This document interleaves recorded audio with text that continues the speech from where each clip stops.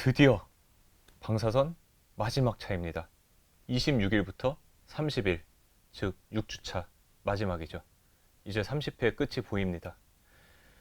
이때 증상들을 설명드릴게요. 침을 뱉어도 피가 이제 막 섞여 나오기 시작합니다. 그리고 코와 목 사이 부분에 이 사이에 걸려있는 이물질들이 막 느껴져요.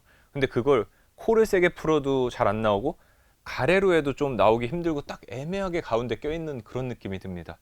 그런 것들은 좀 헛기침이나 목을 긁듯이 약간 기침을 의도적으로 해가지고 뱉어내도록 했습니다. 그리고 하루에 한두 번 먹던 그 마약성 진통제들을 세 번씩 아침, 점심, 저녁으로 세 번씩 고정적으로 먹게 됐습니다.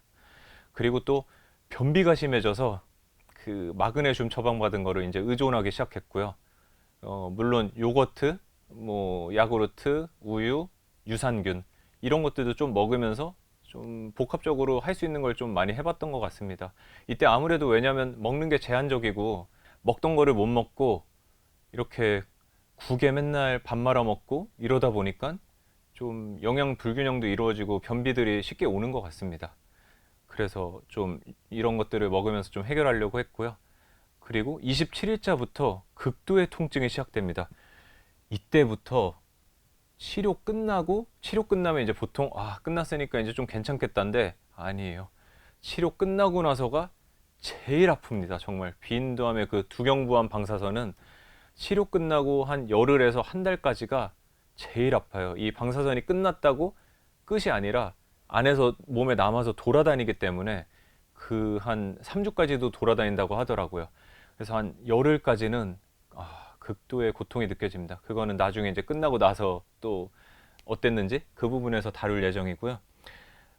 이때 저도 너무 힘들고 아프다 보니까 주변에 처음으로 제 친구나 지인들, 뭐 가족들한테도 아프다, 괴롭다, 견디기 너무 힘들다, 막 이런 얘기들을 하기 시작했습니다. 처음으로 좀 의지하고 싶기도 했고요. 그리고 카페를 들어가도 봤는데 거기서도 너무 고통스럽고 그냥 치료를 포기하고 모든 걸 내려놓고 싶어요. 뭐 이제 그만할래요. 뭐 이런 글들이 너무 많아요. 막 더 극단적인 얘기도 많이 있는데 제가 여기서 그것까지 구체적으로 얘기하기는 좀 그렇고 그런 표현들이 너무 많습니다. 그래서 얼마나 괴로운지는 이거 겪어본 사람만이 알 수 있어요.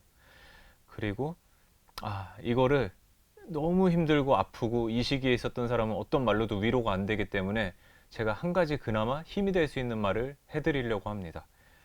내가 아픈 만큼 그 지독한 암도 똑같이 고통을 느끼고 제거되고 있는 겁니다.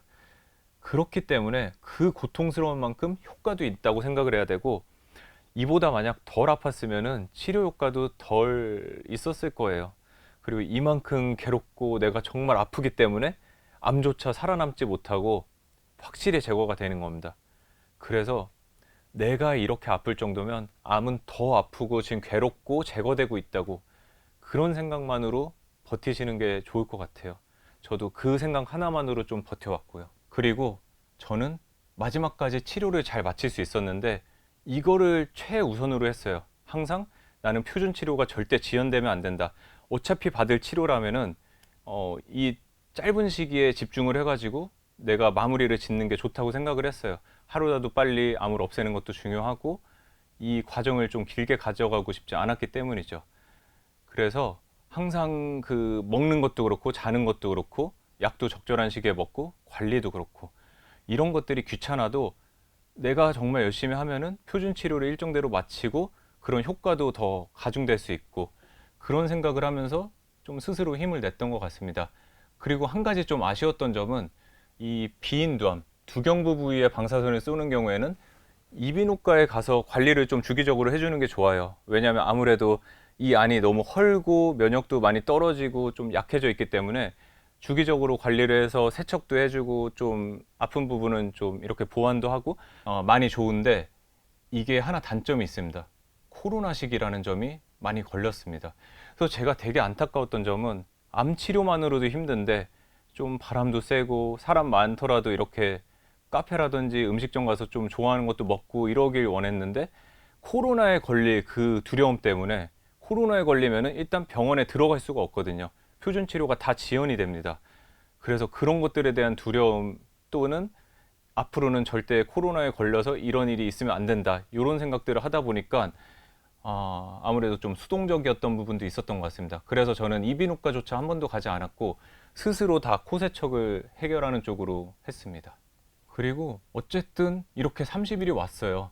그래서 저는 선생님께 인사를 드리는데 그때가 생각나더라고요. 제가 방사선 5일차 때 이제 받으러 들어가는데 제 앞에 받았던 환자분이 저 이제 드디어 끝났네요 이러고, 거기 조사해 주시는 분도 그동안 수고 많으셨습니다, 뭐 안녕히 가세요 이러는데, 그때 딱 군대 이등병 때 제대 배치를 받고 딱 들어가 있는데 얼마 안 돼서 말년병장이 딱 전역을 하는 그때 그 부러운 감정, 그게 똑같이 오버랩이 됐었거든요.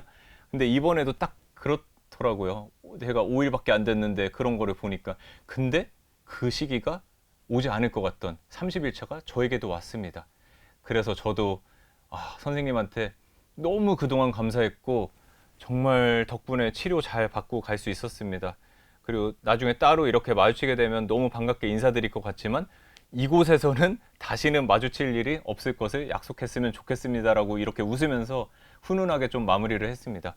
그리고 방사선 마스크도 기념으로 제가 사진 한번 찍고 싶다 그래서 그걸 들고 사진을 찍었는데 원하시면 가져가도 된다 그랬는데 저는 암 관련 소지품을 집에 두고 싶지는 않더라고요. 그 힘들었던 과정도 생각이 날 것 같고 조금이라도 암에 관련된 건 집에 두면은 안 좋을 것 같아서 안 갖겠다고 했습니다. 그러니 이거를 한 3주 정도 가지고 계시다가 혹시라도 추가 필요한 경우에 3주 안에 또 추가로 받는 경우를 대비해서 두는 거고, 그게 아니라면 3주 후에 폐기를 한다고 하더라고요. 그래서 이렇게 저의 방사선 1일차부터 30일차까지의 과정을 말씀드렸습니다. 여러분들도 많이 공감하시는 것도 있고 또 도움이 되는 부분도 많이 있을 거예요. 그래서 제 내용을 참고하면서 또 공감도 하고 맞아 나도 그랬는데 이거 어디 가서 공감도 못했는데 이 영상 보니까 많이 공감도 된다. 그리고 또 이 부분은 도움도 됐다. 이랬으면 좋겠고요. 저는 이제 이 방사선 기간 끝나고 나서 뭐가 없을 줄 알았는데 이 끝나고 열흘 정도가 최악의 고통을 느낄 수 있는 시기이기 때문에 또 다음에는 그 부분을 가지고 이야기해 보고자 합니다. 다음에 뵙겠습니다.